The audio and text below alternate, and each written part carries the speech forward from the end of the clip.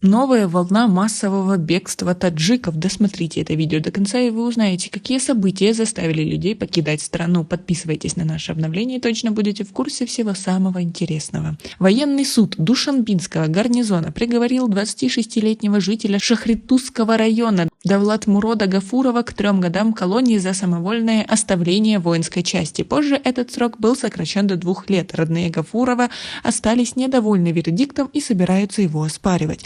Натиджа Шаримова, мать Давлатмурода Гафурова, пояснила, что ее сын в 2016 году после окончания срочной военной службы продолжил службу по контракту. Когда срок контракта подошел к концу, он написал рапорт об увольнении, однако его не подписали, говорит она. Несмотря на это, Давлатмурод уехал на заработки в Россию. В воинской части он получал всего 1200 самани в месяц, зарплаты не хватало на жизнь. Он был вынужден выехать на заработки. Когда Давлатмурод находился в России, против него возбудили уголовное дело, добавила женщина. По ее словам, Давлатмурода арестовали летом 2021 года. Полгода до экстрадиции на родину он провел в одном из российских следственных изоляторов. Один из следователей военной прокуратуры Кулябской зоны сообщил, что Давлатмурод Гафуров, проходя военную службу в звании прапорщика, будучи назначенным на должность старшины комендантской роты одной из воинских частей пограничных войск ГКНБ Таджикистана 16 декабря 2019 года, не прибыл к месту службы и выехал за пределы страны, совершив таким образом дезертирство.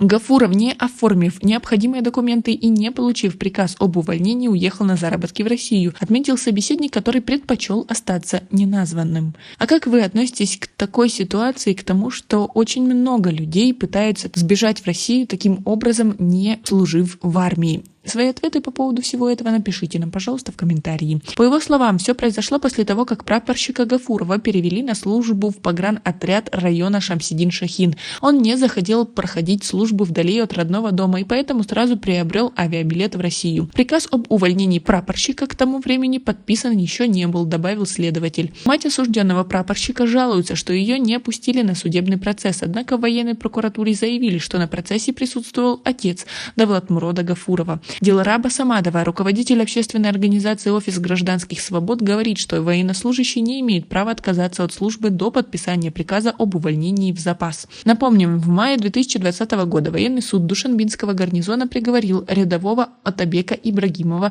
к 2 годам лишения свободы за уклонение от исполнения военной службы путем членовредительства. Тогда сообщалось, что призванный в армию в ноябре 2019 года Ибрагимов уже через 1,5 месяца службы занялся членовредительством, чтобы освободиться от армии. Солдат в общей сложности проглотил 17 камушек. Статья 376 Уголовного кодекса Республики Таджикистан за уклонение от несения воинской службы путем членовредительства в качестве наказания предусматривает до 5 лет лишения свободы, а в условиях войны от 8 до 20 лет. Большинство молодых людей в Таджикистане по-прежнему не хотят служить в армии. По словам экспертов и правозащитников, это связано с тем, что дедовщина и неуставные отношения в вооруженных силах Таджикистана носит систематический характер. Есть немало примеров, когда солдаты после избиений и пыток со стороны дедов или старослужащих превращаются в инвалидов, пожизненно прикованных к постели. Хотя некоторые отслужившие солдаты говорят, что в последнее время в военных частях строго следят за поведением солдат и сержантов, и везде вывешены номера телефонов военной прокуратуры, чтобы пострадавший мог сообщить о происшедшем инциденте. Но никаким образом этой ситуации не помогло. А как вы думаете, как ее можно решить? Свои ответы напишите нам, пожалуйста, в комментарии.